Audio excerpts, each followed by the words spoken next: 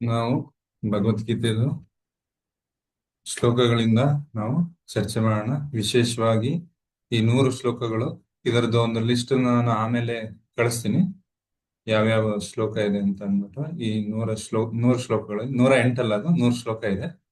ಅದರಲ್ಲಿ ಮೊದಲನೇದಾಗಿ ಭಗವದ್ಗೀತೆ ಮೊದಲನೇ ಅಧ್ಯಾಯ, ಅದರಲ್ಲಿ ಮೊದಲನೇ ಶ್ಲೋಕ. ಧೃತರಾಷ್ಟ್ರನು ಹೇಳ್ತಾನೆ ಏನಂತ: ಹೇ ಸಂಜಯ, ಯುದ್ಧಾಪೇಕ್ಷೆಯಿಂದ ನನ್ನ ಮಕ್ಕಳು ಮತ್ತು ಪಾಂಡವರು ಕುರುಕ್ಷೇತ್ರದಲ್ಲಿ ಸೇರಿದ ನಂತರ ಏನು ಮಾಡಿದರು ಎಂದು ಕೇಳಿದನು. ಇದರ ಬಗ್ಗೆ ಚರ್ಚೆ ಮಾಡೋದಕ್ಕಿಂತ ಮುಂಚೆ ನಾವೇನ್ ಮಾಡೋಣ, ಈ ಒಂದು ಭಗವದ್ಗೀತೆ ಏನಿದೆ ಇದ್ರ ಬಗ್ಗೆ ತಿಳ್ಕೊಳ್ಳೋದಕ್ಕೆ ರಂಗ ಸಿದ್ಧತೆ ಇದೆ. ಅದನ್ನ ಒಂದ್ಸಲ ನಾವು ನೋಡೋಣ. ಭಗವಂತ ಶ್ರೀಕೃಷ್ಣ ಅರ್ಜುನನ್ ಹೇಳಿದ್ದು ಎಷ್ಟು ವರ್ಷಗಳ ಹಿಂದೆ? ಸುಮಾರು 5,000 ವರ್ಷಗಳ ಹಿಂದೆ ಇದು ತಿಳ್ಕೊಬೇಕಾಗಿದೆ. ಇದು ನಿಜವಾಗಿ ನಡೆದಂತ ಘಟನೆ. ಇದು ಯಾವುದೇ ಆದಂತಹ ಕಟ್ಟುಕತೆ ಅಂತ ಹೇಳ್ತಾರಲ್ಲ, ಮೈಥಾಲಜಿ, ಇದು ಯಾವುದೇ ಆದಂತಹ ಕಟ್ಟುಕತೆ ಅಲ್ಲ. ಇದು ನಿಜವಾಗಿ ನಡೆದಿತ್ತು.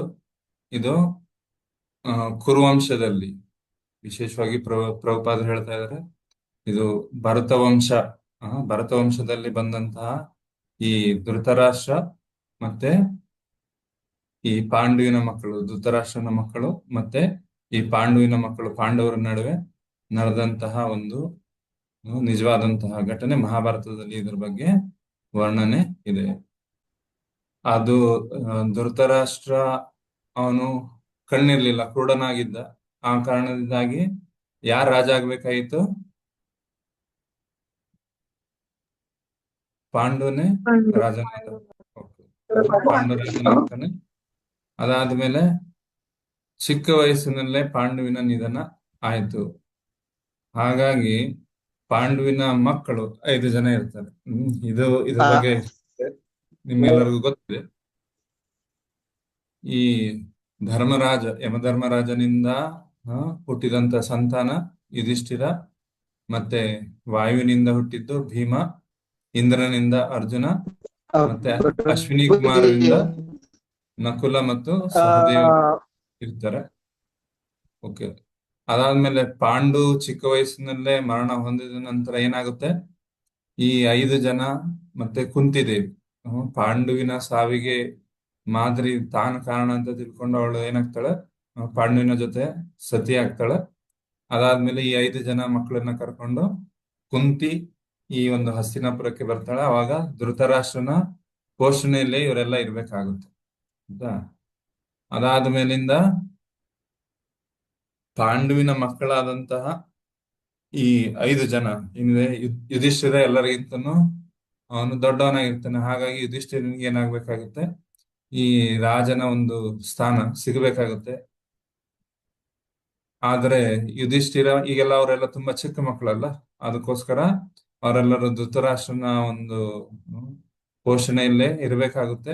ಮತ್ತೆ ಶಸ್ತ್ರಾಸ್ತ್ರನ ಕಲಿಸ್ಕೊಡಕ್ಕೆ, ಯಾಕಂದ್ರೆ ಎಲ್ಲ ಕ್ಷತ್ರಿಯರಲ್ಲ, ಅವ್ರಿಗೆ ಕಲಿಸ್ಕೊಡೋದಕ್ಕೋಸ್ಕರ ಖುದ್ದಾಗಿ ದ್ರೋಣಾಚಾರ್ಯರನ್ನ ನಿಯುಕ್ತಿ ಮಾಡ್ತಾನೆ. ಯಾರು? ಭೀಷ್ಮ ಪಿತಾಮಹರು ನಿಯುಕ್ತಿ ಮಾಡ್ತಾರೆ. ಮತ್ತೆ ಭೀಷ್ಮ ಪಿತಾಮಹರ ಒಂದು ಮಾರ್ಗದರ್ಶನದಲ್ಲಿ ಈ ಎಲ್ಲಾ ಪಾಂಡುವಿನ ಮಕ್ಕಳು ಬೆಳಿತಾರೆ. ಹರೇ ಕೃಷ್ಣ. ಅಂದ್ರೆ ಈ ಒಂದು ರಾಜ್ಯ ನಿಜವಾಗಿ ಧೃತರಾಷ್ಟ್ರ ದೊಡ್ಡವನು, ಹಿರಿಯವನಾಗಿದ್ರಿಂದ ಅವನಿಗೆ ಸಿಗ್ಬೇಕಾಯ್ತು. ಆದ್ರೆ ತಾನು ಕುರುಡನಾದ, ಅದಕ್ಕೋಸ್ಕರ ನನಗ್ ಸಿಗ್ಲಿಲ್ಲ, ನನ್ನ ತಮ್ಮ ಪಾಂಡುಗ್ ಹೋಯ್ತು. ಆದ್ರೆ ಈಗ ಪಾಂಡು ಇಲ್ಲ ಅಂತ ಅಂದ್ಮೇಲೆ ತಿರ್ಗಾ ವಾಪಸ್ಸು ಈ ರಾಜ್ಯ ಏನಿದೆಯಲ್ಲ ನನ್ನ ಮಕ್ಕಳಿಗೆ ಸಿಗಬೇಕು, ಪಾಂಡುವಿನ ಮಕ್ಕಳಿಗೆ ಅಲ್ಲ ಅನ್ನೋದು ಏನಿದೆ, ಇದು ಧೃತರಾಷ್ಟ್ರನ ಒಂದು ಅಪೇಕ್ಷೆ, ಅವನ ಇಚ್ಛೆ. ಅದಕ್ಕೋಸ್ಕರ ಅವನೇನ್ ಮಾಡ್ತಾನೆ? ನಿಜವಾಗಿ ದುರ್ಯೋಧನನ್ಗೆ ಮತ್ತೆ ಈ ಎಲ್ಲ ಪಾಂಡವರಿಗೆ ತುಂಬಾ ದ್ವೇಷ ಇರುತ್ತೆ, ಅಸೂಯೆ ಇರುತ್ತೆ. ಆದರೆ ದುರ್ಯೋಧನ ತನ್ನ ಬಲದಿಂದ ಏನು ಮಾಡ್ತಾ ಇರಲ್ಲ. ಏನೇ ಮಾಡ್ಬೇಕು ಅಂತಂದ್ರು ಧೃತರಾಷ್ಟ್ರನ ಒಂದು ಒಪ್ಪಿಗೆ, ಸಮ್ಮತಿ ಮೇಲೆ ಈ ಕಾರ್ಯಗಳನ್ನೆಲ್ಲ ಮಾಡ್ತಾನೆ.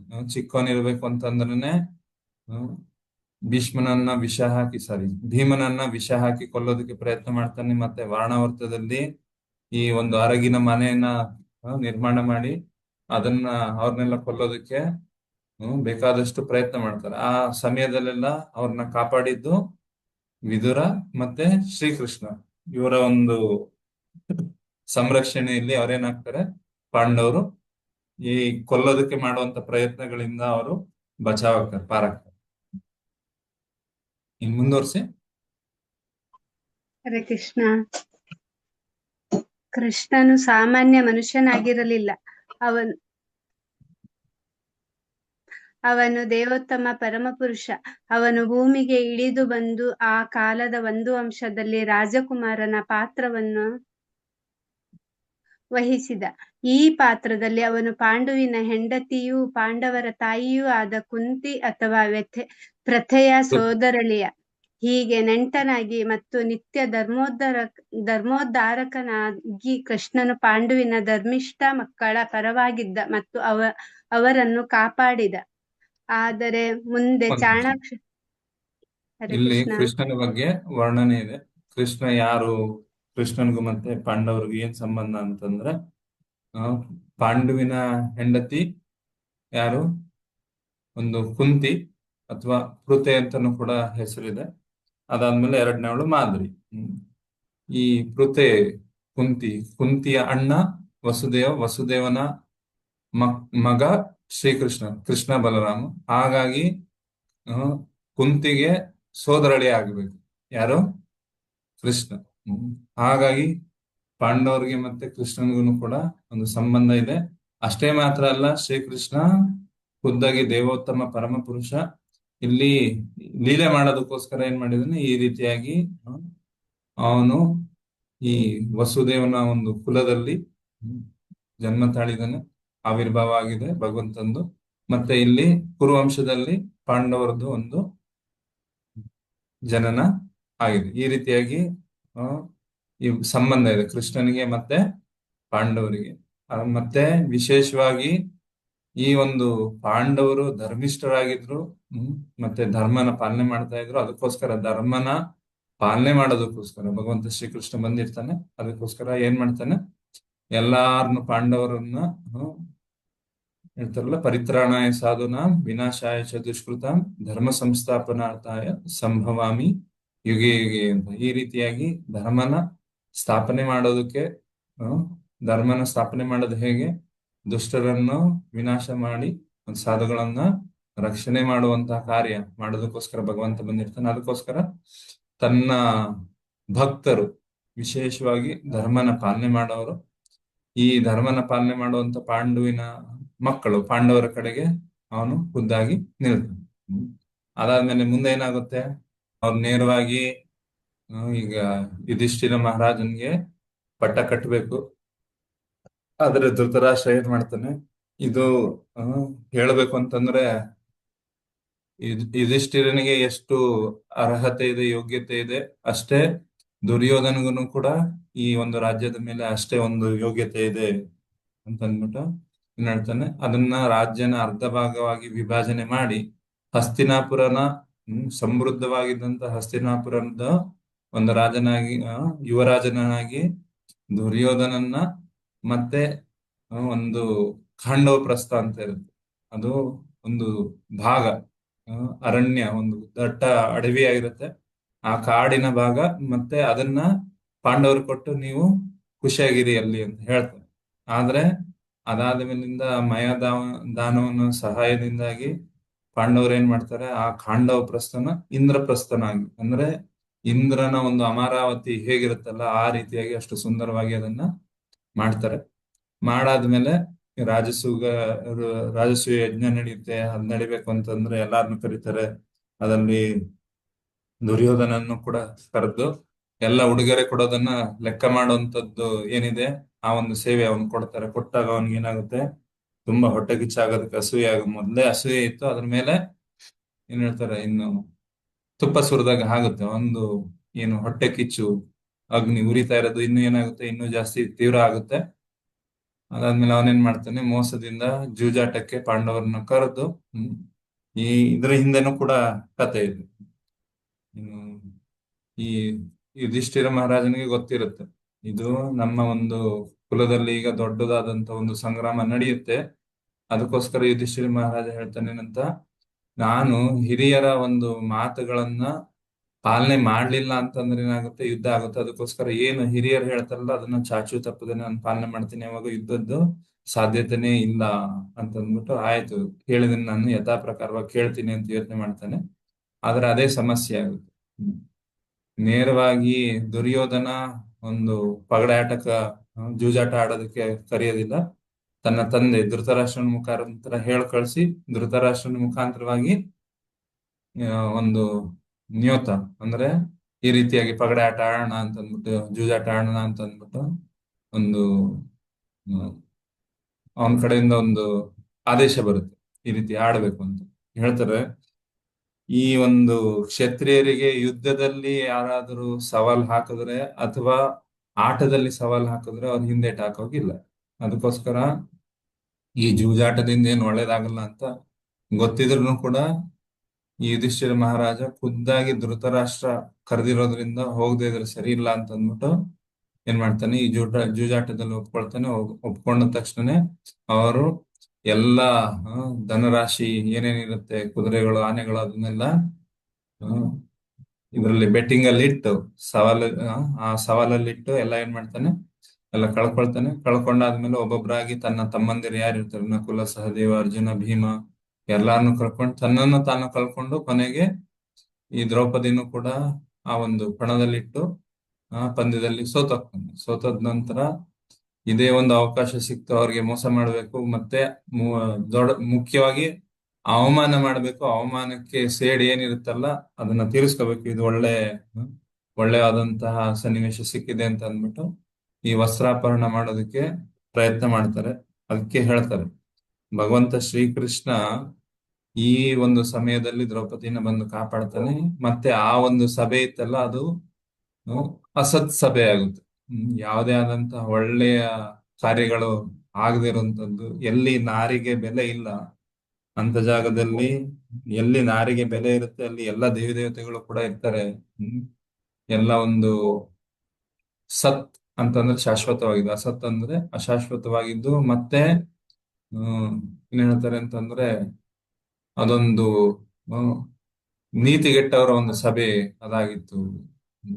ಈ ರೀತಿಯಾಗಿ ಕುಲವಧು ಅಂತ ಹೇಳ್ತಾರೆ ಯಾರಿಗೆ, ದ್ರೌಪದಿ.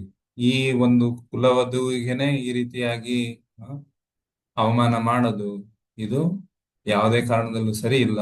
ಅದಕ್ಕೆ ಅಲ್ಲಿದ್ದವರದ್ದೆಲ್ಲದನ್ನು ಕೂಡ ಆಯಸ್ಸು ಆವಾಗ್ಲೇ ಮುಗೀತು ಅಂತಂದು ಹೇಳ್ತಾರೆ. ಈ ಯುದ್ಧ ಅಲ್ಲೇ ಖಚಿತವಾಗಿತ್ತು. ಯಾವಾಗ ಈ ರೀತಿಯಾಗಿ ಮೋಸ ಮಾಡಿ ಪಾಂಡವರಿಗೆ ಮತ್ತೆ ದ್ರೌಪದಿ ವಸ್ತ್ರಾಪಹರಣ ಮಾಡೋದಕ್ಕೆ ಯಾವಾಗ ಪ್ರಯತ್ನ ಮಾಡ್ತಾರೆ, ಅಲ್ಲೇ ಈ ಯುದ್ಧ ನಿರ್ಣಯ ಆಗಿತ್ತು, ಯುದ್ಧ ಆಗಬೇಕು ಅನ್ನೋದು. ಅದಕ್ಕೆ ಸಮಯ ಕೂಡ ಬರ್ಬೇಕಾಗಿತ್ತು. ಅದಕ್ಕೆ ಅದರಲ್ಲಿ ಒಂದು ಷರತ್ತಿತ್ತು, ಒಂದು ಕಂಡೀಷನ್ ಇತ್ತು. ಸೋತವರು 13 ವರ್ಷಗಳ ಕಾಲ ಏನಾಗ್ಬೇಕು, ವನವಾಸ. ಅದರಲ್ಲಿ 12 ವರ್ಷ ವನವಾಸ, 1 ವರ್ಷ ಅಜ್ಞಾತವಾಸ ಮಾಡ್ಬೇಕು ಅಂತ ಕಂಡೀಷನ್ ಇರುತ್ತೆ.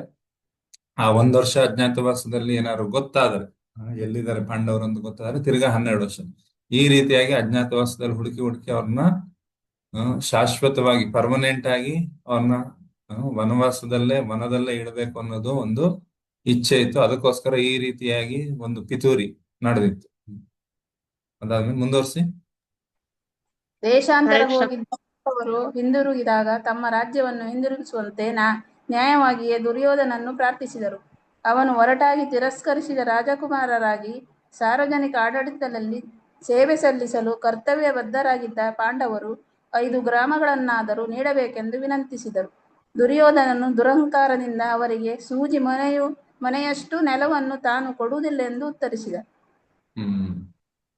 ಪಾಂಡವರು ಅವರು ವಾಪಸ್ಸು ಈ 13 ವರ್ಷಗಳ ಕಾಲ ಏನು ವನವಾಸ ಅಜ್ಞಾತವಾಸ ಎಲ್ಲ ಮಾಡ್ಕೊಂಡ್ ಬರ್ತಾರೆ. ಬಂದಾದ ನಂತರ ಕೇಳಿದ್ರೆ ದುರ್ಯೋಧನ ಏನ್ ಮಾಡ್ತಾನೆ, ಇಲ್ಲ ನೀವು ವನವಾಸ ಅಜ್ಞಾತವಾಸದಲ್ಲಿ ಗೊತ್ತಾಗಿದೆ ನೀವು ಮಾಡಿದ್ದು, ನಿಮ್ದು ಐಡೆಂಟಿಟಿ ಏನಿದೆ, ಪರಿಚಯ ಇದೆ, ಅದನ್ನ ನಾವು ಕಂಡುಹಿಡಿದೀವಿ. ಅದಕ್ಕೋಸ್ಕರ ಮೋಸವಾಗಿ ಏನಂತ ಹೇಳ್ತಾನೆ, ನೀವು ತಿರ್ಗಿ 12 ವರ್ಷ ವನವಾಸ ಮಾಡ್ಬೇಕು, ಅದಕ್ಕೆ ನಾನು ರಾಜ್ಯ ಕೊಡಲ್ಲ ಅಂತ ಹೇಳ್ತಾನೆ. ಭೀಷ್ಮ ಪಿತಾಮಹರು ಕೂಡ ಹೇಳ್ತಾರೆ, ಲೆಕ್ಕದ ಪ್ರಕಾರವಾಗಿ, ಗಣನೆಯ ಪ್ರಕಾರವಾಗಿ 13 ವರ್ಷ ಆಗಿದೆ, ಅವ್ರಿಗೆ ವಾಪಸ್ಸು ರಾಜ್ಯನ ಕೊಡಬೇಕು ಅಂತ. ಆದ್ರೆ ದುರ್ಯೋಧನ ಒಪ್ಪದಿಲ್ಲ.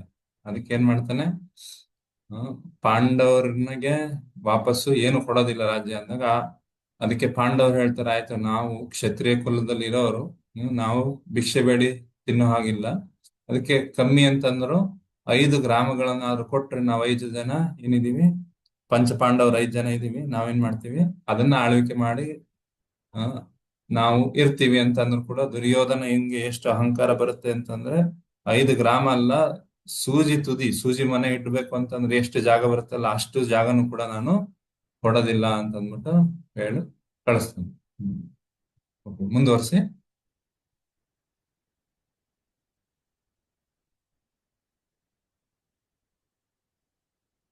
ಹರಿಕೃಷ್ಣ ಪ್ರಭುಜಿ, ಇದೆಲ್ಲ ನಡೆಯುತ್ತಿದ್ದರೂ ಪಾಂಡವರು ವಿಚಲಿತರಾಗದೆ ಸಹನಶೀಲರಾಗಿದ್ದರು. ಆದರೆ ಈಗ ಯುದ್ಧವು ಅನಿವಾರ್ಯ ಎಂದು ತೋರಿತು. ಹೀಗಿದ್ದರೂ ಜಗತ್ತಿನ ರಾಜ ಮಹಾರಾಜರು ಭಿನ್ನ ಅಭಿಪ್ರಾಯಗಳನ್ನು ತಡೆದು ಕೆಲವರು ಧೃತರಾಷ್ಟ್ರನ ಪಕ್ಷವನ್ನು, ಇತರರು ಪಾಂಡವರ ಪಕ್ಷವನ್ನು ವಹಿಸುತ್ತಿದ್ದಾಗ ಸ್ವತಃ ಕೃಷ್ಣನೇ ಪಾಂಡವರ ದೂತನಾಗಿ ಶಾಂತಿಗಾಗಿ ಕಳಕಳಿಯಿಂದ ಪ್ರಾರ್ಥಿಸಲು ಧೃತರಾಷ್ಟ್ರನ ಆಸ್ಥಾನಕ್ಕೆ ಹೋದನು.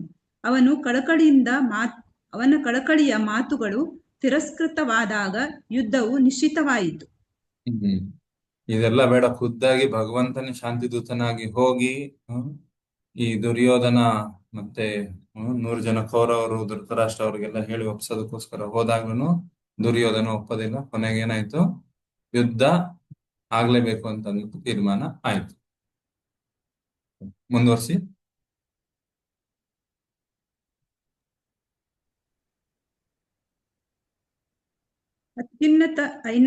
ಅತ್ಯುನ್ನತ ನೈತಿಕ ಉದಾತ್ತತೆಯ ಪಾಂಡವರು ಕೃಷ್ಣನು ದೇವೋತ್ತಮ ಪರಮ ಪುರುಷ ಎಂದು ಗುರುತಿಸಿದರು. ಅಧರ್ಮಿಗಳಾದ ಧೃತರಾಷ್ಟ್ರನ ಮಕ್ಕಳು ಗುರುತಿಸುತ್ತಿರಲಿಲ್ಲ. ಆದರೂ ಕೃಷ್ಣನು ಪ್ರತಿಸ್ಪರ್ಧಿಗಳ ಅಪೇಕ್ಷೆಯಂತೆ ಯುದ್ಧವನ್ನು ಪ್ರವೇಶಿಸುವುದಾಗಿ ಹೇಳಿದ. ದೇವರಾಗಿ ಅವನು ಯುದ್ಧ ಮಾಡುವುದಿಲ್ಲವೆಂದ. ಆದರೆ ಬಯಸಿದವರು ಕೃಷ್ಣನ ಸೈನ್ಯವನ್ನು ಬಳಸಿಕೊಳ್ಳಬಹುದು ಮತ್ತು ಪ್ರತಿಪಕ್ಷವು ಸ್ವತಃ ಕೃಷ್ಣನನ್ನೇ ಮಾರ್ಗದರ್ಶಕನಾಗಿ ಮತ್ತು ಸಹಾಯಕನಾಗಿ ಪಡೆಯಬಹುದು ಎಂದು ಹೇಳಿದ. ರಾಜಕೀಯ ಮುತ್ಸದ್ದಿಯಾದ ದುರ್ಯೋಧನನು ತಕ್ಷಣವೇ ಕೃಷ್ಣನ ಸೈನ್ಯವನ್ನು ಬಾಚಿಕೊಂಡ. ಸ್ವತಃ ಕೃಷ್ಣನನ್ನೇ ಪಡೆಯಲು ಪಾಂಡವರು ಅಷ್ಟೇ ಕಾತರರಾಗಿದ್ದರು. ಇಲ್ಲಿ ಎರಡು ಸೈನ್ಯ ಆಯ್ತು. ಒಂದು ಯುಧಿಷ್ಠಿರ ಮಹಾರಾಜಂದು ಒಂದು ಗುಂಪು, ಮತ್ತೆ ಇನ್ನೊಂದು ದುರ್ಯೋಧನ. ಅವಾಗ 2 ಗುಂಪಲ್ಲಿ ಯಾವ ಗುಂಪಿಗೆ ಹೋಗ್ಬೇಕು? ನಾನು ಶಸ್ತ್ರಾಸ್ತ್ರನ ಯಾವ್ದನ್ನು ತಗೊಳ್ಳೋದಿಲ್ಲ, ಯುದ್ಧದಲ್ಲಿ ನಾನು ಆಕ್ಟಿವ್ ಆಗಿ ನಾನು ಪಾಲ್ಗೊಳ್ಳಲ್ಲ ಅಂತ ಅಂದ್ಬಿಟ್ಟು ಕೃಷ್ಣ ಹೇಳ್ತಾನೆ. ಅದಾದ್ಮೇಲೆ ನನ್ನ ಸೈನ್ಯ ಏನು ನಾರಾಯಣಿ ಸೈನ್ಯ ಇದೆ ಅದೊಂದು ಕಡೆ, ಮತ್ತೆ ನಾನೊಂದು ಕಡೆ, ಯಾವ್ದು ಬೇಕು ತಗೋ ಅಂತ ಅರ್ಜುನ ಶ್ರೀಕೃಷ್ಣನನ್ನ ತಗೊಳ್ತಾನೆ. ಅದಾದ್ಮೇಲೆ ದುರ್ಯೋಧನ ಆಯ್ತು, ನನಗೆ ಬೇರೆ ಇನ್ಯಾವ್ದು ಚಾಯ್ಸ್ ಇಲ್ಲ, ನನಗೆ ಬೇರೆ ಯಾವ್ದು ಆಯ್ಕೆ ಇಟ್ಟಿಲ್ಲ, ಅದಕ್ಕೋಸ್ಕರ ಕೃಷ್ಣನ್ ಸೈನ್ಯ, ಅವನಿಗೂ ಇಚ್ಛೆ ಇತ್ತು ಕೃಷ್ಣನ್ ಸೈನ್ಯನೇ ತಗೋಬೇಕು ಅಂತ ಅಂದ್ಬಿಟ್ಟು. ಅವಾಗ ಏನಾಗುತ್ತೆ, ಅದು ಡಿವಿಷನ್ ಈ ತರ ಆಗುತ್ತೆ. ಅದಾದ್ಮೇಲೆ ಪಾಂಡವರ ಜೊತೆಯಲ್ಲಿ 7 ಅಕ್ಷೋಹಿಣಿ ಸೇನೆ ಇರುತ್ತೆ, ಮತ್ತೆ ಕೌರವರ ನಡುವೆ 11 ಅಕ್ಷೋಹಿಣಿ ಸೇನೆ. ಲೆಕ್ಕದಲ್ಲಿ ಹೇಳಬೇಕು ಅಂತಂದ್ರೆ ಇಬ್ಬರ ಹತ್ರನು 9 ಇರುತ್ತೆ. ಮಾದ್ರಿಯ ಅಣ್ಣ ಶಾಲ್ಯ ನರೇಶ ಅಂತ ಹೇಳ್ತಾರೆ. ಶಾಲ್ಯ ಅಲ್ಲಿಂದ ಮದ್ರಾಸಿಂದ ಬರ್ಬೇಕು ಅಂತಂದ್ರೆ ತುಂಬಾ ಚೆನ್ನಾಗಿ ವ್ಯವಸ್ಥೆ ಮಾಡಿ ಶಲ್ಯನ ಹತ್ರ ಏನು 2 ಅಕ್ಷೋಹಿಣಿ ಸೇನೆ ಇರುತ್ತೆ. ಅವಾಗ ಶಲ್ಯನ ಬಾಯಿಂದನೇ ಈ ರೀತಿ ಬರೋ ಹಾಗೆ ದುರ್ಯೋಧನ ಪಿತೂರಿ ಮಾಡ್ತಾನೆ. ಎಷ್ಟು ಚೆನ್ನಾಗಿ ಅವಾಗ ಸತ್ಕಾರ ಮಾಡಿ ದಾರಿ ಉದ್ದಕ್ಕೂ ಈ ಸತ್ಕಾರ ಯಾರು ಮಾಡಿದಾರೋ ಅವ್ರಿಗೆ ನನ್ನ ಸೈನ್ಯ ಸಿಗುತ್ತೆ ಅಂತ ಹೇಳ್ತಾನೆ. ಶಲ್ಯನ್ಗೆ ಅನ್ಸಿರುತ್ತೆ ಇದೆಲ್ಲ ಪಾಂಡವರು ಮಾಡ್ತಾ ಇದಾರೆ ಅಂತ. ಆದ್ರೆ ನೋಡಿದ್ರೆ ಈ ಮಾತು ಹೇಳಿದ ತಕ್ಷಣ ಅಲ್ಲಿ ದುರ್ಯೋಧನ ಬರ್ತಾನೆ. ದುರ್ಯೋಧನ ಬಂದಾಗಿ ಈ ರೀತಿಯಾಗಿ ಪಿತೂರಿಯಾಗಿ 9 ಅಕ್ಷೋಹಿಣಿ ಸೇನೆ ಜೊತೆಗೆ ಈ ಒಂದು ಶಲ್ಯಂದ 2 ಅಕ್ಷೋಹಿಣಿ ಸೇರಿ ಏನಾಯ್ತು, 11 ಅಕ್ಷೋಹಿಣಿ ಸೇನೆ ಕೌರವ್ರ ಜೊತೆಯಲ್ಲಿ, ಮತ್ತೆ 7 ಅಕ್ಷೋಹಿಣಿ ಸೇನೆ ಈ ಪಾಂಡವರ ಜೊತೆಲಿ ಇತ್ತು.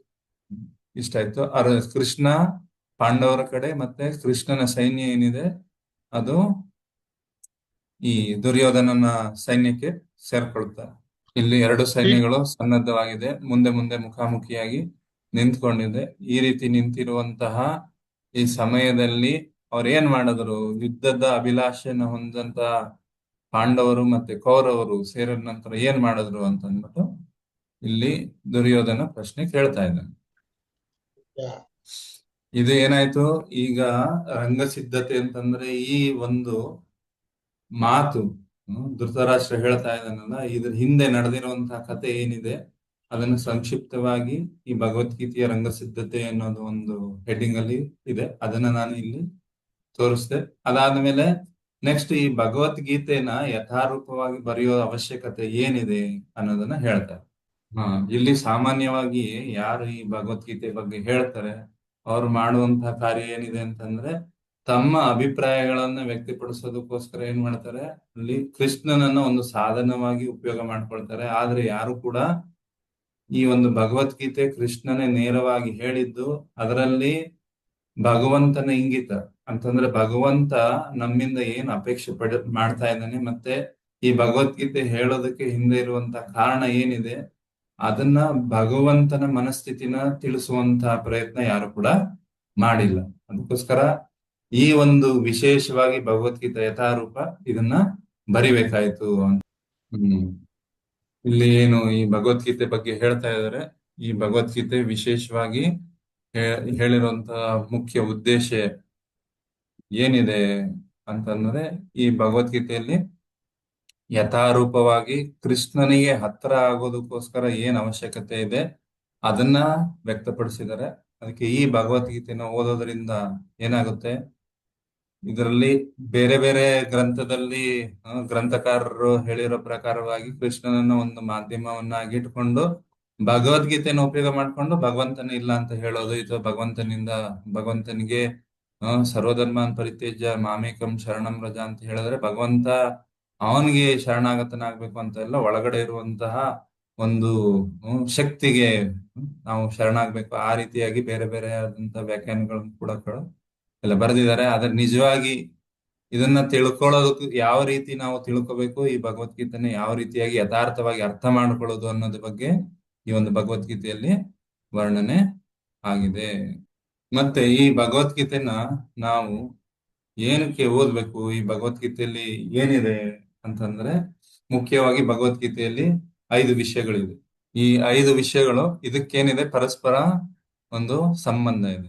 ಇರೋದು ಮೊದಲನೇದಾಗಿ ಈಶ್ವರ, ಜೀವ ಮತ್ತೆ ಪ್ರಕೃತಿ. ಈಶ್ವರ ಮತ್ತೆ ಜೀವನ ಜೊತೆ ಸಂಪರ್ಕ ಇದೆ. ಯಾವುದರ ಮುಖಾಂತರವಾಗಿ ಸಂಬಂಧ ಇದೆ? ಯೋಗದ ಮುಖಾಂತರ. ಅದಾದ್ಮೇಲೆ ಜೀವ ಮತ್ತೆ ಪ್ರಕೃತಿಯ ಜೊತೆಗೆ ಸಂಬಂಧ ಇದೆ ಯಾವುದ್ರ ಮುಖಾಂತರ? ಕರ್ಮದ ಮುಖಾಂತರ. ಮತ್ತೆ ಈಶ್ವರ ಮತ್ತೆ ಪ್ರಕೃತಿಯ ಜೊತೆಗೆ ಏನಿದೆ? ಕಾಲದ ಒಂದು ಸಂಬಂಧ ಇದೆ. ನೇರವಾಗಿ ಈಶ್ವರ ಮತ್ತೆ ಜೀವನ ಜೊತೆಗೆ ಏನಿದೆ? ಈ ಯೋಗದ ಮುಖಾಂತರ ಸಂಪರ್ಕ ಇರಬೇಕು. ಈ ಸಂಪರ್ಕ ಏನಾದರೂ ಖಂಡಿತವಾದರೆ, ತುಂಡಾದರೆ ಜೀವ ಪ್ರಕೃತಿಯ ಮುಖಾಂತರ, ಪ್ರಕೃತಿ ಈಶ್ವರನ ಮುಖಾಂತರ ಸಂಬಂಧ ಇದೆ. ಕರ್ಮ ಮತ್ತೆ ಕಾಲದ ಸಂಬಂಧ ಇದು ಶಾಶ್ವತವಾಗಿ ಇದ್ದೇ ಇರುತ್ತೆ. ಅದಕ್ಕೆ ಈಶ್ವರ ಏನು ಭಗವಂತ, ಇದು ಅಂತರಂಗ ಶಕ್ತಿ, ಯೋಗಮಾಯೆಯ ಒಂದು ಪ್ರತೀಕ. ಜೀವ ತಟಸ್ಥ ಶಕ್ತಿ, ಮೇಲ್ಮಟ್ಟದ ಶಕ್ತಿ.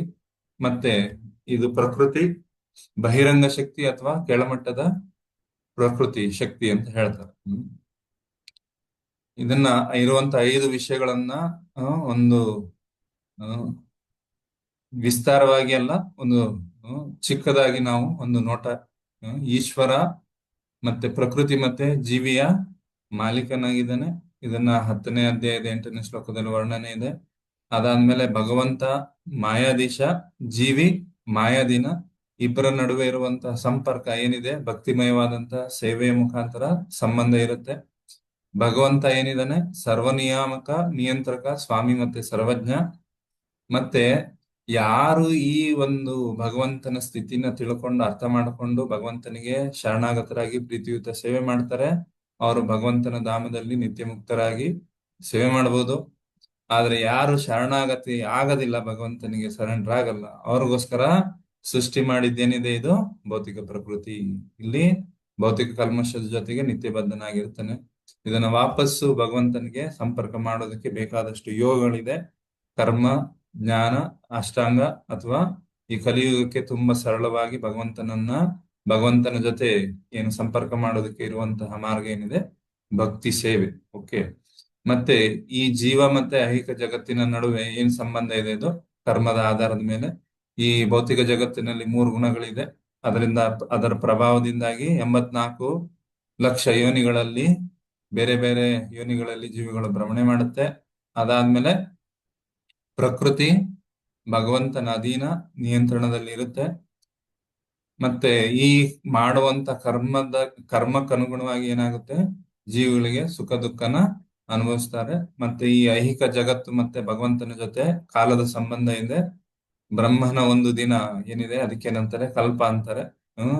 1000 ದಿವ್ಯ ಯುಗಗಳು ಅಂತಾರೆ. ಇಲ್ಲ ಅಂತಂದ್ರೆ ಏನ್ ಹೇಳ್ತಾರೆ, 864 ಕೋಟಿ ವರ್ಷಗಳಿದೆ ಬ್ರಹ್ಮನ ಒಂದು ದಿನ. ಅದರಲ್ಲಿ ಭಗವಂತ ಒಂದು ಸಲ ಆವಿರ್ಭಾವ. ಬ್ರಹ್ಮಾಜಿಯ ಒಂದು ದಿನದಲ್ಲಿ ಭಗವಂತನ ಒಂದು ಅವತೀರ್ಣ ಆಗುತ್ತೆ. ಈ ರೀತಿಯಾಗಿ ಇರುವಂತಹ ದಿನಗಳು 360 ದಿನಗಳಿರುವಂತಹ 100 ವರ್ಷಗಳು. ಇದು ಬ್ರಹ್ಮನ ಜೀವಿತಾವಧಿ. ಒಂದು ಬ್ರಹ್ಮನ ಜೀವಿತಾವಧಿವರೆಗೂ ಏನಿರುತ್ತೆ, ಐಕ ಜಗತ್ತು ಸೃಷ್ಟಿ ಇರುತ್ತೆ, ಅದು ಪಾಲನೆ ಆಗುತ್ತೆ. ನಂತರ ಬ್ರಹ್ಮನ ಜೀವಿತಾವಧಿ 311 ಟ್ರಿಲಿಯನ್ 40 ಬಿಲಿಯನ್ ನಮ್ಮ ಲೆಕ್ಕದ ಪ್ರಕಾರ. 31104 ಅದರ ಮುಂದೆ 10 ಸೊನ್ನೆ ಹಾಕಬೇಕು. ಅಷ್ಟು ವರ್ಷ ಏನಿದೆ ಬ್ರಹ್ಮನ ಆಯಸ್ಸು. ಇದರಲ್ಲಿ 4 ಏನು ಈಶ್ವರ, ಜೀವ, ಪ್ರಕೃತಿ ಮತ್ತೆ ಕಾಲ ಏನಿದೆ ಶಾಶ್ವತವಾಗಿದೆ. ಕರ್ಮ ಇದು ಅಶಾಶ್ವತವಾಗಿದೆ. ಇದನ್ನ ಪ್ರೇಮ ವಿವರ್ತದಲ್ಲಿ ಹೇಳ್ತಾರೆ, ಕೃಷ್ಣ ಬೂಲಿಯ ಜೀವ್ ಭೋಗವಾಂಚಕರೆ ಪಾಶಾತೆ ಮಾಯ ತಾರೆ ಜಪಟಿಯ ಧರೆ. ನಾವು ಈ ಭೌತಿಕ ಜಗತ್ತಿನಲ್ಲಿ ಈ ಭೌತಿಕ ಭವಬಂಧನದಲ್ಲಿ ಇರೋದಕ್ಕೆ ಕಾರಣ ಏನು? ಕೃಷ್ಣನನ್ನ ಮರೆತು ನಾವು ಭೋಗಿಸೋದಕ್ಕೆ ಇಚ್ಛೆ ಮಾಡ್ತೀವಿ. ಆವಾಗ ಏನಾಗುತ್ತೆ, ಒಂದು ಕೃಷ್ಣನಿಗೆ ನಾವು ಸೇವೆ ಮಾಡಬೇಕು. ಕೃಷ್ಣನ ಬಿಟ್ಟ ತಕ್ಷಣ ಮಾಯಾ ಅಧೀನ ನಾವು ಆಗ್ಬೇಕು. ಓಕೆ, ಇದರಿಂದ ಹೊರಗಡೆ ತರೋದಕ್ಕೋಸ್ಕರ ಏನಿದೆ, ಭಗವಂತ ಖುದ್ದಾಗಿ ಚೈತನ್ಯ ಮಹಾಪ್ರಭುಗಳ ರೂಪದಲ್ಲಿ ತಾನೇ ಭಕ್ತನಾಗಿ ಬೇಕಾದಷ್ಟು ಉಪದೇಶಗಳನ್ನ ಕೊಡ್ತಾನೆ. ಆ ಉಪದೇಶಗಳನ್ನ ಪಾಲನೆ ಮಾಡೋದ್ರ ಮುಖಾಂತರ ಏನಾಗುತ್ತೆ, ಈ ಭೌತಿಕ ಶಕ್ತಿಯ ಒಂದು ಬಂಧನದಿಂದ ನಾವು ಬಿಡುಗಡೆ ಆಗೋದಕ್ಕೆ ಸಾಧ್ಯ ಆಗುತ್ತೆ. ಇಲ್ಲ ಅಂತಂದ್ರೆ ಭಗವಂತನ ಪ್ರತಿನಿಧಿ ಅವರು ಕೂಡ ಬರ್ತಾರೆ. ಭಗವಂತ ಗ್ರಂಥದ ರೂಪದಲ್ಲಿ, ನಾಮದ ರೂಪದಲ್ಲಿ ಬಂದು, ಪ್ರಸಾದದ ರೂಪದಲ್ಲಿ, ಧಾಮದ ರೂಪದಲ್ಲಿ ಬಂದು ನಮ್ಮನ್ನ ಉದ್ಧಾರ ಮಾಡೋದಕ್ಕೆ ಬರ್ತಾನೆ. ಇದ್ರ ಬಗ್ಗೆ ಭಗವದ್ಗೀತೆಯಲ್ಲಿ 10ನೇ ಅಧ್ಯಾಯದ 8, 9, 10, 11 4 ಶ್ಲೋಕದಲ್ಲಿ ವರ್ಣನೆ ಇದೆ. ಈ 3 ಗುಣಗಳನ್ನ ಮೀರಿದಂತವನು ಭಗವಂತ ಶ್ರೀಕೃಷ್ಣ. ನಾವು ಜೀವಿಗಳು ಇದರ ಅಧೀನ. ಹಾಗಾಗಿ ಪ್ರಭಾವದಿಂದಾಗಿ, ಈ 3 ಗುಣಗಳ ಪ್ರಭಾವದಿಂದ ನಾವೇನಾಗ್ತೀವಿ, ಕೃಷ್ಣನ ಮರಿತೀವಿ. ಕೃಷ್ಣನಿಗೆ ಯಾರು ಶರಣಾಗತರಾಗ್ತಾರೆ, 7ನೇ ಅಧ್ಯಾಯದ 14ನೇ ಶ್ಲೋಕದಲ್ಲಿ ಭಗವಂತ ಹೇಳ್ತಾನೆ, ಕೃಷ್ಣನಿಗೆ ದೈವಿಹೇಶ ಗುಣಮಯಿ ಮಮ ಮಾಯಾ ದುರತೆಯ ಮಾಮೇವಯೇ ಪ್ರಪದ್ಯಂತೆ ಮಾಯಾಮೇತಾಂ ತರಂತಿತೆ. ಭಗವಂತನಿಗೆ ಶರಣಾಗತನಾಗಿದ್ರೆ ಏನಾಗ್ಬೋದು, ಈ ಮಾಯೆನ ದಾಟಬಲ್ಲದು.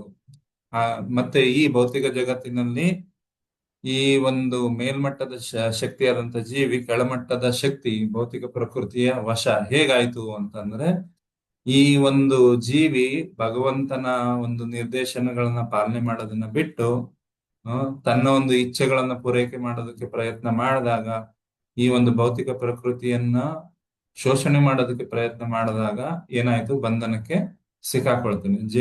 ಜೇಡದ ಬಲೆ ನೇದಿಟ್ಟಾಗ ಅಲ್ಲಿ ಬೇಕಾದಷ್ಟು ಕೀಟಗಳು ಬಂದು ಹೇಗೆ ಸಿಕ್ಕಾಕೊಳುತ್ತಲ್ಲ, ಅದೇ ರೀತಿ ಭಗವಂತನಿಂದನೇ ನಿರ್ಮಾಣ ಆಗಿದ್ದು.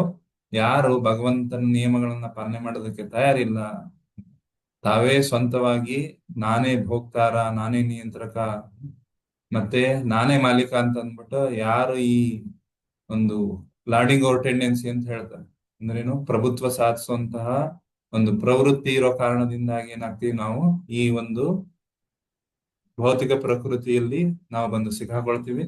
ಇದರಿಂದ ಹೊರಗಡೆ ಹೋಗ್ಬೇಕು ಅಂತಂದ್ರೆ ಭಗವಂತನಿಗೆ ಶರಣಾಗತಿ ಆಗ್ಬೇಕು. ಭಗವಂತನ ಆಶ್ರಯ ಪಡೆದ್ರೆ ಇದರಿಂದ ಬಿಡುಗಡೆ ಆಗುತ್ತೆ. ಈಗಿನ ಸಮಯದಲ್ಲಿ ನಾವು ಭಗವಂತನಿಗೆ ಆಶ್ರಯ ಪಡೆಯೋದು, ಭಗವಂತನ ಆಶ್ರಯ ಪಡೆಯೋದು ಅಂತಂದ್ರೆ ನೇರವಾಗಿ ಅರ್ಜುನನ ಒಂದು ಕೇಸಲ್ಲಾದ್ರೆ ನೇರವಾಗಿ ಕೃಷ್ಣ ಇದ್ದ. ಆದ್ರೆ ನಮ್ಗೆ ಭಗವಂತನ ಒಂದು ನಿಜವಾದಂತ ಪ್ರತಿನಿಧಿಯಾದಂತ ಗುರುಗಳಿಗೆ ನಾವು ಶರಣಾಗೋದ್ರ ಮುಖಾಂತರ ಏನಾಗ್ಬೋದು, ಇಲ್ಲಿಂದ ಬಿಡುಗಡೆಯನ್ನ ಪಡಿಬಹುದು. ಚತುಶ್ಲೋಕಿ ಭಗವದ್ಗೀತಾದಲ್ಲಿ ಏನಿದೆ, 4 ವಿಷಯಗಳ ಬಗ್ಗೆ ವರ್ಣನೆ ಇದೆ. 10 ಅಧ್ಯಾಯದ 8ನೇ ಶ್ಲೋಕದಲ್ಲಿ ಸಂಬಂಧದ ಬಗ್ಗೆ ವರ್ಣನೆ ಇದೆ. 9ನೇ ಶ್ಲೋಕದಲ್ಲಿ ಅದರದ್ದು ಒಂದು ಅಭಿಧೇಯ ಅಂತಂದ್ರೆ ಯಾವ ಒಂದು ಪ್ರಕಾರದಿಂದಾಗಿ, ಯಾವ ಒಂದು ಪ್ರಕ್ರಿಯೆ ಮುಖಾಂತರವಾಗಿ ನಾವು ಈ ಒಂದು ಸಂಬಂಧನ ಸ್ಥಾಪನೆ ಮಾಡಬಹುದು, ಅದರಿಂದ ನಮ್ಗೆ ಆಗುವಂತ ಲಾಭ ಪ್ರಯೋಜನ ಏನು ಅಂತ ಅನ್ನೋದು 10 ಮತ್ತೆ 11 ಶ್ಲೋಕದಲ್ಲಿ ವರ್ಣನೆ ಇದೆ. ಓಕೆ, ಇದೇನಿದೆ? ಧೃತರಾಷ್ಟ್ರ ಉವಾಚ ಧರ್ಮಕ್ಷೇತ್ರೇ ಕುರುಕ್ಷೇತ್ರೇ ಸಮವೇತಾಯುತ್ಸವ ಮಾಮಕಾ ಪಾಂಡವಶ್ಚೈವ ಕಿಮಕುರ್ವತ ಸಂಜಯ. ಧೃತರಾಷ್ಟ್ರ ಹೇಳ್ತಾನೆ, ಸಂಜಯ, ಯುದ್ಧಾಪೇಕ್ಷೆಯಿಂದ ನನ್ನ ಮಕ್ಕಳು ಮತ್ತು ಪಾಂಡವರು ಧರ್ಮಕ್ಷೇತ್ರದಲ್ಲಿ ಸೇರಿದ ನಂತರ ಏನು ಮಾಡಿದರು ಅಂತ. ಇದನ್ನ ನಾನು ಅದರಲ್ಲಿ ಪರ್ಪಟ್ ಅಲ್ಲಿ ಏನಿದೆ, ಭಾವಾರ್ಥದಲ್ಲಿ ಪ್ರಭುಪಾದರು ಏನ್ ಹೇಳಿದಾರೆ ಅದನ್ನ ಸ್ಲೈಡ್ ಮಾಡಿ ತೋರಿಸ್ತಾ ಇದ್ದೀನಿ. ಅದನ್ನ ನಾವು ಹೇಳ್ತಾ ಚರ್ಚೆ ಮಾಡೋಣ. ನಾನು ಹೇಳ್ತಾ ಹೋಗ್ತೀನಿ.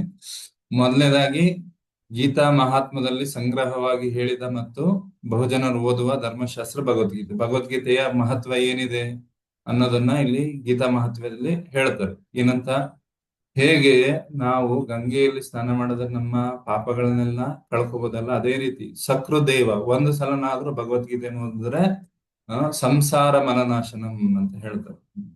ಈ ಒಂದು ಎಲ್ಲಾ ಒಂದು ವೈದಿಕ ಗ್ರಂಥಗಳನ್ನು ಒಂದು ಹಸುವಿಗೆ ಹೋಲಿಸಿದ್ರೆ ಹಸುವಿನ ಸಾರ ಏನಿದೆ ಅದು ಹಾಲು. ಅದೇ ರೀತಿ ಎಲ್ಲಾ ವೈದಿಕ ವಾಂಗ್ಮಯದಲ್ಲಿ ಇರುವಂತ ಗ್ರಂಥಗಳನ್ನ ಹಸುವಿಗೆ ಹೋಲಿಸಿದ್ರೆ ಆ ಹಸುವಿನ ಹಾಲು ಏನಿದೆ ಅದು ಭಗವದ್ಗೀತಾ. ಹಾಲು ಕರೆಯೋದಕ್ಕೆ ಹಾಲು ಕರಿಯವನೊಬ್ಬ ಬೇಕು, ಅದು ಭಗವಂತ ಶ್ರೀಕೃಷ್ಣ. ಮತ್ತೆ ಕರು ಇಲ್ಲ ಅಂತಂದ್ರೆ ಹಸು ಹಾಲು ಕೊಡೋದಿಲ್ಲಲ್ಲ. ಅದೇ ರೀತಿ ಅರ್ಜುನನನ್ನ ಒಂದು ಕರುವಾಗಿ ಭಗವಂತ ಉಪಯೋಗ ಮಾಡಿ ಈ ದುಗ್ಧಂ ಗೀತಾಮೃತಂ ಮಹತ್ ಅಂತಂದ್ರೆ ಈ ಗೀತಾಮೃತ ಅನ್ನೋ ಒಂದು ಹಾಲನ್ನ ಭಗವಂತ ನಮಗೋಸ್ಕರ ಏನ್ ಮಾಡ್ತಾ ಇದ್ದಾನೆ, ಹಾಲು ಕರಿತಾ ಇದ್ದಾನೆ. ಅಂದ್ರೆ ಈ ಒಂದು ಭಗವದ್ಗೀತೆಯ ಒಂದು ಉಪದೇಶನ ನಮ್ಗೆ ಕೊಡ್ತಾ ಇದ್ದಾನೆ. ಆಯ್ತು. ಕೃಷ್ಣನ ಭಕ್ತರೊಬ್ಬರ ಸಹವಾಸವನ್ನು ಪಡೆದು ಸೂಕ್ಷ್ಮವಾಗಿ ಪರಿಶೀಲಿಸುತ್ತಾ ಓದಿ ಸ್ವಪ್ರೇರಿತ ವ್ಯಾಖ್ಯಾನಗಳಿಲ್ಲದೆ ಅದನ್ನು ಅರ್ಥ ಮಾಡಿಕೊಳ್ಳಲು ಪ್ರಯತ್ನಿಸಬೇಕು ಎಂದು ಗೀತಾ ಮಹಾತ್ಮ್ಯದಲ್ಲಿ ಹೇಳಿದೆ. ಇಲ್ಲ ಅಂತಂದ್ರೆ ಏನಾಗುತ್ತೆ, ನಮ್ಮ ಒಂದು ಆಚಾರ್ಯರ ಪರಂಪರೆಯಲ್ಲಿ ನಾವು ಓದ್ದೇನೆ, ಭಕ್ತರ ಸಹಾಯ ಇಲ್ದೇನೆ ನಾವೇ ಅರ್ಥ ಮಾಡ್ಕೊಳ್ಳೋದಕ್ಕೆ ಪ್ರಯತ್ನ ಮಾಡಿದ್ರೆ ಪ್ರಭುಪಾದರು ಮುಂದೆ ಹೇಳ್ತಾರೆ ಏನಂತ, ಒಂದು ಜೇನುತುಪ್ಪದ ಬಾಟ್ಲಿ ಇದೆ, ಅದ್ರದ್ದು ಮುಚ್ಚಳ ಬೂಚಿ ಅಂತ ಏನ್ ಹೇಳ್ತಾರೆ, ಅದನ್ನು ಮುಚ್ಚಿದೆ, ಹೊರಗಡೆಯಿಂದ ಜೇನುತುಪ್ಪ ಎಷ್ಟು ರುಚಿಯಾಗಿದೆ ಅಂತ ನೋಡೋದಕ್ಕೆ ಪ್ರಯತ್ನ ಪಟ್ರೆ ಏನಾಗುತ್ತೆ, ಜೇನುತುಪ್ಪದ ಸವಿ ನಮ್ಗೆ ಗೊತ್ತಾಗುತ್ತಾ? ಇಲ್ಲ. ಅದೇ ರೀತಿಯಾಗಿ ನಾವು ಕೂಡ ಏನಿದೆ ನಮ್ಮ ಸ್ವಪ್ರಯತ್ನದಿಂದ ಭಗವದ್ಗೀತೆಯನ್ನ ಅರ್ಥ ಮಾಡ್ಕೊಳ್ಳೋದಕ್ಕೆ ಪ್ರಯತ್ನ ಮಾಡಿದ್ರು ಅದು ಅರ್ಥ ಆಗೋದಿಲ್ಲ. ಅದಕ್ಕೆ ಏನಿದೆ, ಭಕ್ತರ ಒಂದು ಸಹಾಯ ನಮ್ಗೆ ಬೇಕು ಅನ್ನೋದನ್ನ ಪ್ರಭುಪಾದರು ಹೇಳ್ತಾ ಇದ್ದಾರೆ. ಅದನ್ನ ಯಾವ ರೀತಿ ಉದಾಹರಣೆ ಎಲ್ಲಿದೆ ಅಂತಂದ್ರೆ ಭಗವದ್ಗೀತೆಯಲ್ಲಿ ಅದ್ರ ಉದಾಹರಣೆ ಇದೆ. ಕೃಷ್ಣನ್ಗೆ ಕೃಷ್ಣನನ್ನ ನೇರವಾಗಿ ಗುರುವಾಗಿ ಸ್ವೀಕಾರ ಮಾಡಿ ಕೃಷ್ಣನ ಉಪದೇಶನನ್ನ ಶಿಷ್ಯನಾಗಿ ಅರ್ಜುನನ ಏನ್ ಮಾಡ್ತಾನೆ, ಈ ಭಗವದ್ಗೀತೆಯಲ್ಲಿ ಕೇಳೋದ್ರ ಮುಖಾಂತರ ತನ್ನ ಒಂದು ಆಚರಣೆ ಮುಖಾಂತರ ಉದಾಹರಣೆನ ಅರ್ಜುನಲ್ಲಿ ಪ್ರಸ್ತುತಪಡಿಸ್ತಾ ಇದ್ದಾನೆ.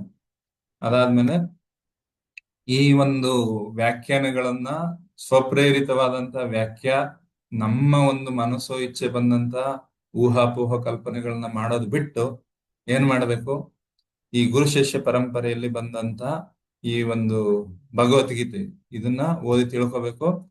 ಮತ್ತೆ ಈ ಒಂದು ಭಗವದ್ಗೀತೆಯನ್ನು ಓದೋದ್ರಿಂದ ಏನಾಗುತ್ತೆ, ಎಲ್ಲಾ ಧರ್ಮ ಗ್ರಂಥಗಳ ಅಧ್ಯಯನ, ಅದರಲ್ಲಿರುವಂತಹ ಒಂದು ಜ್ಞಾನ ಏನಾಗುತ್ತೆ ನಮ್ಗೆ ಸಿಗುತ್ತೆ. ಈ ರೀತಿಯಾಗಿ ಯಾರಿಗೆ ಅರ್ಥ ಮಾಡ್ಕೊಳ್ಳೋದಕ್ಕೆ ಅವಕಾಶ ಸಿಗುತ್ತಲ್ಲ ಅವರೇ ನಿಜವಾದಂತಹ ಭಾಗ್ಯಶಾಲಿಗಳು. ಮತ್ತೆ ಪ್ರಭುಪಾದರು ಹೇಳ್ತಾರೆ ಏನಂತ, ಈ ಒಂದು ಧರ್ಮ ಗ್ರಂಥ ಭಗವದ್ಗೀತೆಯಲ್ಲಿ ಭಗವಂತ ಖುದ್ದಾಗಿ ಹೇಳ್ತಾನೆ ಏನಂತ, ಈ ಒಂದು ಭಗವದ್ಗೀತೆ ಬೇರೆ ಎಲ್ಲ ಒಂದು ಧರ್ಮದಲ್ಲಿ ಯಥಾಕಥಿತ ಧರ್ಮ, ಕ್ರಿಶ್ಚಿಯನ್ ಧರ್ಮ, ಮುಸ್ಲಿಂ ಧರ್ಮ ಇರ್ಬೋದು, ಅದರಲ್ಲಿ ಮತ ಅಂತ ಹೇಳ್ಬೇಕು, ಧರ್ಮ ಅಂತ ಹೇಳಕ್ಕಾಗಲ್ಲ. ಅದರಲ್ಲಿ ಖುದ್ದಾಗಿ ಮೊಹಮ್ಮದ್ ಪೈಗಂಬರ್ ಆಗ್ಲಿ ಅಥವಾ ಯೇಸು ಕ್ರಿಸ್ತ ಖುದ್ದಾಗಿ ಏನಂತ ಹೇಳ್ತಾರೆ, ನಿಮ್ಗೆ ತಿಳಿಸ್ಕೊಡ್ಬೇಕಾಗಿದ್ದು ಬೇಕಾದಷ್ಟಿದೆ, ನೀವು ಅರ್ಥ ಮಾಡ್ಕೊಳ್ಳೋದಕ್ಕೆ ನಿಮ್ಗೆ ಅಷ್ಟೊಂದು ಯೋಗ್ಯತೆ ಇಲ್ಲ, ಅದಕ್ಕೆ ನಾನೇನ್ ಮಾಡ್ತೀನಿ ಸಂಕ್ಷಿಪ್ತವಾಗಿ ಹೇಳ್ತಾ ಇದ್ದೀನಿ ಅಂತ ಅಂದ್ಬಿಟ್ಟು ಅಲ್ಲಿ ಹೇಳ್ತಾರೆ. ಆದ್ರೆ ಭಗವಂತ ಈ ಭಗವದ್ಗೀತೆಯಲ್ಲಿ ಏನ್ ಹೇಳ್ತಾನೆ, ಅರ್ಜುನ ಜ್ಞಾನ ವಿಜ್ಞಾನ ಸಹಿತಂ, ನಾನೇನ್ ಮಾಡ್ತಾ ಇದ್ದೀನಿ, ಜ್ಞಾನ ಬರೀ ಮಾಹಿತಿ ಅಲ್ಲ, ಅದನ್ನ ಯಾವ ರೀತಿ ಉಪಯೋಗ ಮಾಡಬೇಕು ಅನ್ನೋದನ್ನು ಕೂಡ ನಾನು ತಿಳಿಸ್ಕೊಡ್ತಾ ಇದ್ದೀನಿ. ಈ ಒಂದು ಗ್ರಂಥದಲ್ಲಿ ಎಲ್ಲಾ ಜ್ಞಾನ ಇದೆ, ಇದರಲ್ಲಿ ಎಲ್ಲಾ ಗ್ರಂಥಗಳಲ್ಲಿ ಇರುವಂತಹ ಜ್ಞಾನ ಮಾತ್ರ ಅಲ್ಲ, ಬೇರೆ ಎಲ್ಲೂ ಇಲ್ಲದೆ ಇರುವಂತಹ ಜ್ಞಾನ ಏನಿದೆ ಈ ಭಗವದ್ಗೀತೆಯಲ್ಲಿ ಇದೆ ಅಂತ. ಈಗ ಪ್ರಭುಪಾದರು ನೆಕ್ಸ್ಟ್ ಮುಂದಿನ ಒಂದು ಪ್ಯಾರಾಗ್ರಾಫ್ ಅಲ್ಲಿ ಹೇಳ್ತಾರೆ, ಧರ್ಮಕ್ಷೇತ್ರ ಅಂತಂದ್ರೆ ಈ ಪಾಂಡವರು ಮತ್ತೆ ಕೌರವರು ಯುದ್ಧ ಮಾಡೋದಕ್ಕೆ ಸೇರಿದಂತಹ ಜಾಗ ಏನಿದೆ ಅದು ಕುರುಕ್ಷೇತ್ರ ಅಥವಾ ಧರ್ಮಕ್ಷೇತ್ರ ಅಂತಾರೆ. ಇದ್ರಲ್ಲಿ ಸೇರದಂತಹ ನನ್ನ ಮಕ್ಕಳು ಮತ್ತೆ ಪಾಂಡವರು ಏನ್ ಮಾಡಿದ್ರು ಅಂತ ಕೇಳೋದ್ರ ಹಿಂದೆ ಉದ್ದೇಶ ಏನಿದೆ ಅಂತಂದ್ರೆ, ಸಹಜವಾಗಿ ಪಾಂಡವರು ಏನಿದ್ದಾರೆ ಧರ್ಮಿಷ್ಠರಾಗಿದ್ದಾರೆ. ಅದಾದ ಮೇಲಿಂದ ಇದ್ರ ಪ್ರಭಾವ ನನ್ನ ಮಕ್ಕಳ ಮೇಲೆ ಏನಾದ್ರು ಬೀರ್ತಾ ಅಂತ. ನನ್ನ ಮಕ್ಕಳ ಮೇಲೆ ಇದ್ರ ಪ್ರಭಾವ ಬೀರಿ ಅವ್ರು ಯುದ್ಧ ಮಾಡೋದಿಲ್ಲ, ಸಾಕು ನಾವು ರಾಜಿ ಮಾಡ್ಕೊಳ್ಳೋಣ ಅಂತ ಅಂದ್ಬಿಟ್ರೆ ಅದು ಸರಿ ಇಲ್ಲ ಅಂತ ಅಂದ್ಬಿಟ್ಟು ಏನ್ ಮಾಡ್ತಾ ಇದ್ದಾನೆ ಧೃತರಾಷ್ಟ್ರ ಕೇಳ್ತಾ ಇರೋ ಪ್ರಶ್ನೆ ಹೇಗಿದೆ: ಕೌರವರು ಪಾಂಡವರು ಯುದ್ಧ ಮಾಡ್ಬೇಕು ಅಂತ ಯುದ್ಧ ಕ್ಷೇತ್ರದಲ್ಲಿ ಬಂದು ಏನ್ ಮಾಡ್ತಾ ಇದ್ದಾರೆ ಅಂದ್ರೆ ಅರ್ಥ ಏನು? ಹೊಟ್ಟೆ ಹಸಿರುವಂತಹ ಒಬ್ಬ ವ್ಯಕ್ತಿ ಊಟ ಮಾಡಿ ಅಂತ ಅಂದ್ಬಿಟ್ಟು ಬಾಳೆ ಎಲೆಯಲ್ಲಿ ಊಟನ ತಂದು ಕೊಟ್ಟ ಆದ್ಮೇಲೆ ಅವನೇನ್ ಮಾಡ್ದ? ಅವನ್ಗೆ ಹೊಟ್ಟೆ ಹಸು ಇದೆ, ಮುಂದೆ ಊಟ ಇದೆ ಅಂದ್ಮೇಲೆ ಏನ್ ಮಾಡ್ತಾನೆ? ಊಟ ಮಾಡ್ತಾರೆ.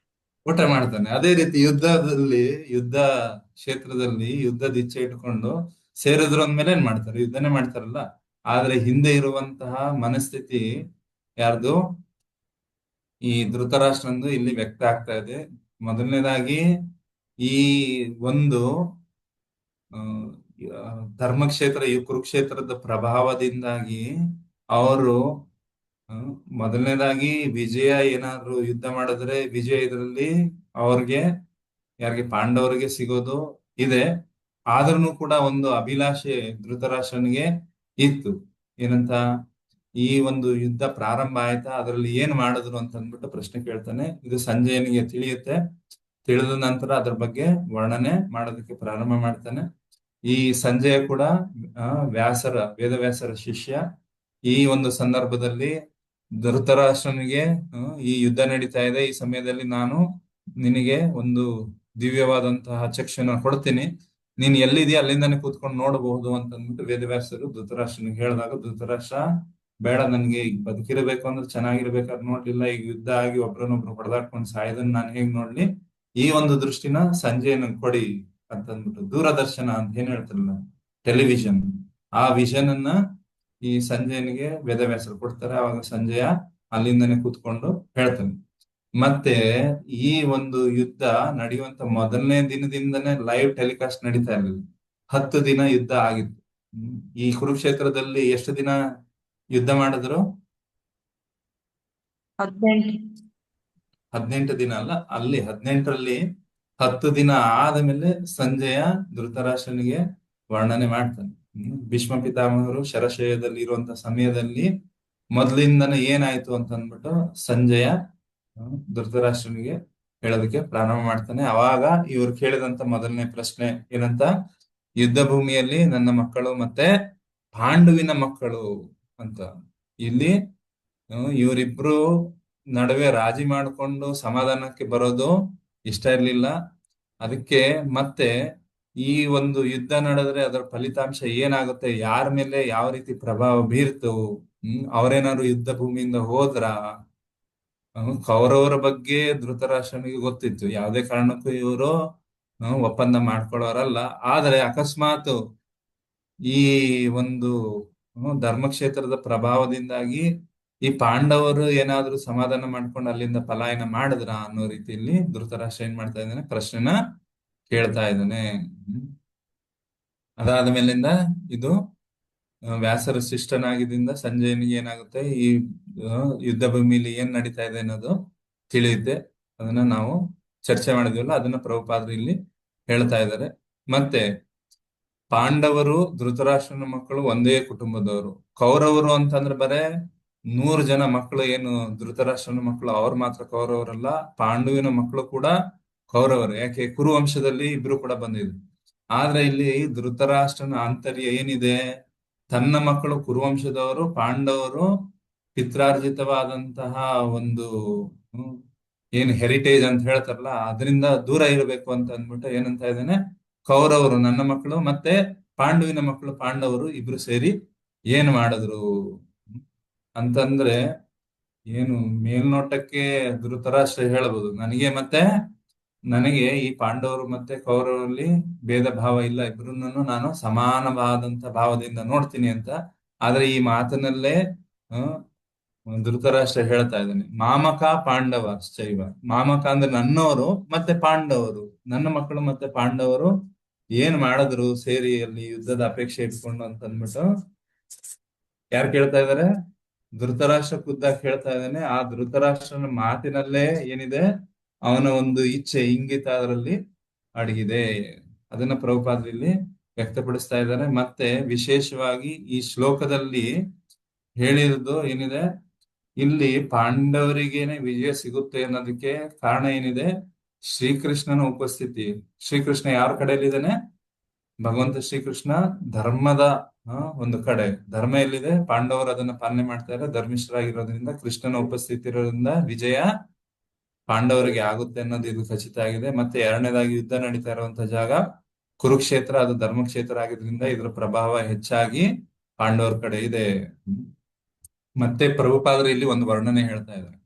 ಭಗವಂತ ಶ್ರೀಕೃಷ್ಣ ಏನ್ ಮಾಡ್ತಾ ಇದ್ದಾನೆ ಇಲ್ಲಿ? ಕೌರವರು ಮತ್ತೆ ಪಾಂಡವರು, ಕೌರವರು ಏನಿದ್ದಾರೆ ಅವರು ಧರ್ಮದ ವಿರುದ್ಧವಾಗಿ ನಡ್ಕೊಳ್ತಾ ಇದ್ದಾರೆ. ಧರ್ಮಕ್ಕೆ ಅನುಕೂಲವಾಗಿ ಧರ್ಮಿಷ್ಠರಾಗಿ ಪಾಂಡವರಿದ್ದಾರೆ. ಪಾಂಡವರನ್ನ ಉಪಯೋಗ ಮಾಡಿಕೊಂಡು ಹೇಗೆ ಭತ್ತದ ಗದ್ದೆಯಲ್ಲಿ ಕಳೆನ ಕೀಳ್ತಾರಲ್ಲ, ಅದೇ ರೀತಿ ಅಧರ್ಮದ ಪಾಲನೆ ಮಾಡ್ತಾ ಇರುವಂತಹ ಕೌರವರನ್ನ ನಾಶ ಮಾಡೋದಕ್ಕೆ ಭಗವಂತ ಏನ್ ಮಾಡ್ತಾ ಇದ್ದಾನೆ? ಇಲ್ಲಿ ಪಾಂಡವರನ್ನ ಉಪಯೋಗ ಮಾಡ್ಕೊಳ್ತಾ ಇದ್ದಾನೆ. ಮತ್ತೆ ಧರ್ಮಿಷ್ಠರಾದಂತಹ ಧರ್ಮ ಸಂಸ್ಥಾಪನಾರ್ಥಾಯ ಸಂಭವಾಮಿ ಯುಗೆ ಯುಗೆ ಅಂತ ಭಗವಂತ ಹೇಳ್ತಾನಲ್ಲ, ಹಾಗೆ ಈ ಧರ್ಮನ ಸ್ಥಾಪನೆ ಮಾಡೋದಕ್ಕೋಸ್ಕರ ಇಲ್ಲಿ ಯುಧಿಷ್ಠಿರನಂತ ನಾಯಕನನ್ನ ಧರ್ಮಿಷ್ಠರನ್ನ ಮತ್ತೆ ಪ್ರತಿಷ್ಠಾಪನೆ ಮಾಡೋದಕ್ಕೋಸ್ಕರ ಭಗವಂತ ಈ ಒಂದು ಯುದ್ಧನ ಆಯೋಜನೆ ಮಾಡಿದಾನೆ ಅನ್ನೋದನ್ನ ಇಲ್ಲಿ ತಿಳ್ಕೊಬಹುದು. ಇಲ್ಲಿ ಮಹತ್ವಪೂರ್ಣವಾದಂತಹ ಒಂದು ಶಬ್ದಗಳು ಧರ್ಮಕ್ಷೇತ್ರ, ಮತ್ತೆ ಈ ಧರ್ಮಕ್ಷೇತ್ರನೇ ಕುರುಕ್ಷೇತ್ರ. ದೇವಿ ದೇವತೆಗಳು ಕೂಡ ಬಂದು ಈ ಒಂದು ಜಾಗದಲ್ಲಿ ಈ ಜಾಗಕ್ಕೆ ಮಹತ್ವನ ಕೊಡ್ತಾರೆ ಅಂತಂದ್ಬಿಟ್ಟು ಕೂಡ ವರ್ಣನೆ ಇದೆ. ಅದಾದ್ಮೇಲೆ ಮುಂದೆನೂ ಕೂಡ ಈ ಒಂದು ಯುದ್ಧ ಆದ್ಮೇಲೆ ಸುಮಾರು 100 ವರ್ಷಗಳಾದ ಮೇಲಿಂದ ಈ ಒಂದು ವೃಂದಾವನದಲ್ಲಿ ಇರುವಂತಹ ಗೋಪರು ಮತ್ತೆ ದ್ವಾರಕಾದಿಂದ ಕೃಷ್ಣ ಬಂದು ತಿರ್ಗಾ ಇಲ್ಲೇ ಸೂರ್ಯಗ್ರಹಣದ ಸಮಯದಲ್ಲಿ ತಿರ್ಗಾ ಭೇಟಿ ಆಗುತ್ತೆ. ಏನು ಯಾವಾಗ 10 ವರ್ಷದವನು ಇರ್ಬೇಕು ಅಂತಂದ್ರೆ ಅಕ್ರೂರ ಬಂದು ಕೃಷ್ಣನ ಕರ್ಕೊಂಡು ಹೋಗಿರ್ತಾನೆ. ಅದಾದ್ಮೇಲೆ ವಾಪಸ್ಸು ಸಿಕ್ಕಿರೋದಿಲ್ಲ. ತಿರ್ಗಾ ವಾಪಸ್ಸು ಈ ಒಂದು ಕುರುಕ್ಷೇತ್ರ ರಣರಂಗದಲ್ಲೇ, ಅಂದ್ರೆ ಕುರುಕ್ಷೇತ್ರ ಜಾಗದಲ್ಲೇ ಕೃಷ್ಣ ಮತ್ತೆ ಅವನ ಶುದ್ಧ ಭಕ್ತರು ಕೂಡ ಅಲ್ಲಿ ಭೇಟಿ ಆದ್ರೆ ಅನ್ನೋದು ಕೂಡ ಅದ್ರ ಬಗ್ಗೆನೂ ಕೂಡ ವರ್ಣನೆ ಇದೆ. ಮತ್ತೆ ಇಲ್ಲಿ ವಿಶೇಷವಾಗಿ ಇನ್ನೊಂದು ವಿಷಯ ಹೇಳ್ಬೇಕು. ಏನು ಅಂತಂದ್ರೆ, ಈ ಭಗವದ್ಗೀತೆ ತುಂಬಾ ಪವಿತ್ರವಾದಂತ ಗ್ರಂಥ. ಈ ಪವಿತ್ರವಾದ ಗ್ರಂಥ ಪ್ರಾರಂಭ ಆಗ್ತಾ ಇರೋದು ಯಾರಿಂದ ಪ್ರಾರಂಭ ಆಗ್ತಾ ಇದೆ? ಧೃತರಾಷ್ಟ್ರ ಉವಾಚ ಅಂತ. ಈ ಧೃತರಾಷ್ಟ್ರನ ಹೆಸರಿನಿಂದ ಈ ಧರ್ಮ ಗ್ರಂಥ ಏನಿದೆ ಇದು ಏನಕ್ಕೆ? ಭಗವಂತನಿಂದ ಅಥವಾ ಭಗವಂತನ ಶುದ್ಧ ಭಕ್ತರ ಮುಖಾಂತರದಿಂದ ಈ ಭಗವದ್ಗೀತೆ ಪ್ರಾರಂಭ ಆಗ್ಬೇಕಾಗಿತ್ತು. ಆದ್ರೆ ಧೃತರಾಷ್ಟ್ರನ ಹೆಸರಿನಿಂದ ಪ್ರಾರಂಭ ಆಗ್ತಾ ಇದೆ. ಏನಕ್ಕೆ ಅಂತಂದ್ರೆ ಇದ್ರ ಬಗ್ಗೆನೂ ಕೂಡ ಆಚಾರ್ಯರು ವರ್ಣನೆ ಮಾಡ್ತಾರೆ. ಚತುರ್ವಿಧ ಭಜಂತೆ ಮಾಂ ಜನ ಸುಕೃತಿನೋರ್ಜನ ಆರ್ತೋ ಅರ್ಥಾತಿ ಜಿಜ್ಞಾಸು ಜ್ಞಾನಿಚ ಭರತರ್ಷಭ ಅಂತಂದ್ಬಿಟ್ಟು 7ನೇ ಅಧ್ಯಾಯದ 16ನೇ ಶ್ಲೋಕದಲ್ಲಿ ಭಗವಂತ ಹೇಳ್ತಾನೆ. ಯಾರು ಅರ್ಥಾರ್ಥಿ ಅಂದ್ರೆ ಹಣ ಬೇಕು ಅಂತ ಇಲ್ದಿದ್ರೆ, ತಮಗೆ ಬೇಕಾದಷ್ಟು ಸಮಸ್ಯೆಗಳಿದೆ, ಸಮಸ್ಯೆಗಳಿಂದ ಮುಕ್ತರನ್ನಾಗಿ ಮಾಡ್ಬೇಕು ಅಂತ ಇಲ್ದಿದ್ರೆ, ಜ್ಞಾನಿಗಳು ಅಥವಾ ಕುತೂಹಲಿಗಳು ನನ್ನ ಹತ್ರ ಬರ್ತಾರೆ ಅಂತ ಹೇಳ್ತಾರೆ. ಈ ಒಂದು ಧೃತರಾಷ್ಟ್ರ ಏನಿದಾನೆ, ಈ ಕುತೂಹಲಿಗಳು ಜಿಜ್ಞಾಸುವಿನ ಒಂದು ಕ್ಯಾಟಗರಿಗೆ ಸೇರ್ತಾ ಇದ್ದಾನೆ. ಅದಕ್ಕೋಸ್ಕರ ಅವನ ಇಚ್ಛೆ ನನ್ನ ಮಕ್ಕಳು ಮತ್ತೆ ಈ ಪಾಂಡವರು ಏನು ಮಾಡಿದ್ರು ಅಂತ ಕೇಳಬೇಕು. ಆದ್ರೆ ಕೇಳ್ತಾ ಇರೋದು ಅಲ್ಲಿ ಭಗವಂತನ ಉಪಸ್ಥಿತಿ ಇರೋದ್ರಿಂದ ಭಗವಂತನಿಗೆ ಸಂಬಂಧ ಅಂತ ವಿಷಯನ ಕೇಳ್ತಾ ಇರೋದಕ್ಕೋಸ್ಕರ ಇಲ್ಲಿ ಧೃತರಾಷ್ಟ್ರನ ಹೆಸರು ಕೂಡ ಇದರಲ್ಲಿ ಸೇರಿದೆ. ಹರೇ ಕೃಷ್ಣ ಕೃಷ್ಣ ಕೃಷ್ಣ ಹರೇ ಹರೇ, ಹರೇ ರಾಮ ರಾಮ ರಾಮ ಹರೇ ಹರೇ. ಒಂದು ಶ್ಲೋಕನ ಇವತ್ತು ನಾವು ಚರ್ಚೆ ಮಾಡಿದೀವಿ. ಮತ್ತೆ ಇಲ್ಲಿ ಉಳಿದ ಶ್ಲೋಕಗಳು ಇದೆ. ಮುಂದಿನ ಸಲದಿಂದ ಬೇಕು ಅಂತಂದ್ರೆ ನಾವು 10 ಶ್ಲೋಕನ ಗುಂಪು ಮಾಡಿ ಪ್ರಾರಂಭದಲ್ಲಿ 10 ಶ್ಲೋಕ ಪಠನೆ ಮಾಡೋಣ. ಅದಾದ್ಮೇಲಿಂದ ಒಂದೊಂದು ಶ್ಲೋಕ ತಗೊಂಡು ಚರ್ಚೆ ಮಾಡೋಣ. ಭಗವದ್ಗೀತೆಯ ಮಹತ್ವ ಏನು, ಭಗವದ್ಗೀತೆನ ಏನಕ್ಕೆ ಓದ್ಬೇಕು, ಭಗವದ್ಗೀತೆಯಲ್ಲಿ ಇರುವಂತ ವಿಷಯಗಳು ಏನು, ಮತ್ತೆ ಈ ಶ್ಲೋಕದಿಂದ ಭಗವದ್ಗೀತೆ ಪ್ರಾರಂಭ ಆಗ್ತಾ ಇದೆ. ಇಲ್ಲಿ ಕೇಳ್ತಾ ಇರುವಂತಹ ಧೃತರಾಷ್ಟ್ರನ ಒಂದು ಇಚ್ಛೆ ಏನಿದೆ, ಒಳಗಡೆ ಇರುವಂತಹ ಇಂಗಿತ ಒಂದು ಏನಿದೆ, ಏನಕ್ಕೆ ಈ ರೀತಿ ಕೇಳ್ತಾ ಇದ್ದಾನೆ ಅನ್ನೋದನ್ನ ನಾವು ಈ ಶ್ಲೋಕದಿಂದ ತಿಳ್ಕೊಂಡು, ಹೀಗೆ ನಾವು ಚರ್ಚೆ ಮಾಡಿದಂತ ವಿಷಯದಲ್ಲಿ ನಿಮ್ಗೆ ಏನಾದರೂ ಸಂದೇಹ, ಟೀಕೆ, ಟಿಪ್ಪಣಿ ಅಥವಾ ಏನಾದ್ರು ಪ್ರಶ್ನೆ ಇದ್ರೆ ದಯವಿಟ್ಟು ಕೇಳಿ. ಯಾರಿಗಾದ್ರು ಪ್ರಶ್ನೆ ಇದೆಯಾ?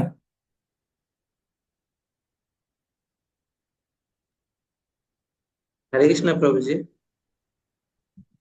ಹೇಳ್ಬೋದು. ಪ್ರಭುಜಿ ಪ್ರಭುಜಿ ಅದು ಹೇಳಿದ್ರಲ್ಲ, ಅದು 10th ಡೇ ಇಂದ ಸ್ಟಾರ್ಟ್ ಮಾಡಿ, ಅದು ಅರ್ಥ ಆಗಿಲ್ಲ ಪ್ರಭುಜಿ. ಅಂದ್ರೆ ಸ್ಟಾರ್ಟಿಂಗ್ ಅಲ್ಲೇ ಕೇಳಿಲ್ಲ ಪ್ರಭುಜಿ ಅವ್ರು ಸಂಜೆ. ಹಾ, ಸಂಜಯನ ಹತ್ರ ಕೇಳ್ತಾನಲ್ಲ ಧೃತರಾಷ್ಟ್ರ ಕೇಳೋದು, ಯುದ್ಧ ಎಲ್ಲ ಘೋಷಣೆಯಾಗಿ ಯುದ್ಧ ಪ್ರಾರಂಭ ಆಗಿರುತ್ತೆ. ಅದಾದ್ಮೇಲಿಂದ ಭೀಷ್ಮ ಪಿತಾಮಹರು ಯಾವಾಗ ಶರಶಯದಲ್ಲಿ ಅರ್ಜುನ ಭೀಷ್ಮ ಪಿತಾಮಹರನ್ನ ಈಗ ಏನ್ ಹೇಳ್ತಾರೆ, ಅದು ಕಮಾಂಡರ್ ಚೀಫ್ ಆಗಿದ್ದು ಭೀಷ್ಮ ಪಿತಾಮಹ. ಅದಾದ್ಮೇಲೆ ದ್ರೋಣಾಚಾರ್ಯರಾಗ್ತಾರೆ. ಆ ಸಮಯದಲ್ಲಿ ಗೊತ್ತಾಗುತ್ತೆ. ಗೊತ್ತಾದ ತಕ್ಷಣ ಧೃತರಾಷ್ಟ್ರ ಏನ್ ಮಾಡ್ತಾರೆ, ಸಂಜಯನ ಕರೆದು ಕೇಳ್ತಾನೆ ಏನಾಯ್ತು ಅಂತ. ಆವಾಗ ಸಂಜಯ್ ಹೇಳೋದಕ್ಕೆ ಪ್ರಾರಂಭ ಮಾಡ್ತಾನೆ. ಮೊದಲನೇ ದಿನದಲ್ಲೇ ಯುದ್ಧಕ್ಕೆ ಸನ್ನದ್ಧರಾಗಿ ಹೋಗ್ಬೇಕು ಅಂತಂದ್ರೆ ಧೃತರಾಷ್ಟ್ರ ಕೇಳೋದಿಲ್ಲ. ಧೃತರಾಷ್ಟ್ರ ಕೇಳಬೇಕು ಅಂತಂದ್ರೆ 10 ದಿನ ಆಗ್ಲೇ ಯುದ್ಧ ನಡೆದೋಗಿಲ್ಲ. ನಡೆದೋದಾದ್ಮೇಲೆ ಧೃತರಾಷ್ಟ್ರ ಕೇಳೋದು. ಮತ್ತೆ ಅಂದ್ರೆ ಭಗವದ್ಗೀತೆ ಎಲ್ಲ ಅಷ್ಟೊತ್ತಿಗೆ ಮುಗಿದಿರುತ್ತಲ್ಲ ಪ್ರಭುಜಿ. ಅಂದ್ರೆ ಭಗವದ್ಗೀತೆ ಹೇಳಿದ್ ಫಸ್ಟ್ ಡೇ ಒಂದೇ ಅಲ್ಲ. ಸೊ ಅವಾಗ ಹೌದು. ಸಂಜೆ ಮತ್ತೆ ಅದು ಎಕ್ಸ್ಪ್ಲನೇಷನ್ ಎಲ್ಲ ಅವಾಗೇ ಕೊಡ್ತಾನ, ಭಗವಂತ ಏನ್ ಹೇಳಿದ್ದ, ಅರ್ಜುನ ಹಾ ಕೇಳಿದ್ದೆಲ್ಲ. ಹಾ ಹಾ ಹೌದು. ಹ್ಮ್ ಈ ಸಂಜಯ ಕೂಡ ಭಗವಂತನ ಶುದ್ಧ ಭಕ್ತನೇ.